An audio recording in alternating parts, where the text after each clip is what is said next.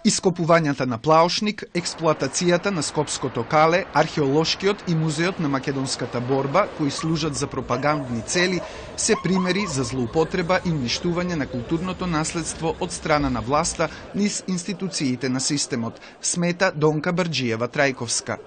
Тоа значи дека ова партиско-политичка програма навлегува и во институциите.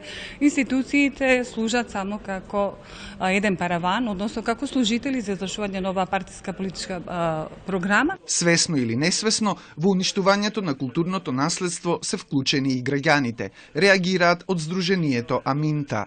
Према нашите анализи од теренот, да речеме, една голема бројка од населението веќе е преокупирано со уништувањето на културното богатство. Значи се уништуваат движен и недвижен имот на нашите цивилизации. Во овие околности неопходно е јакнење на системот за безбедност на културното наследство низ два аспекти.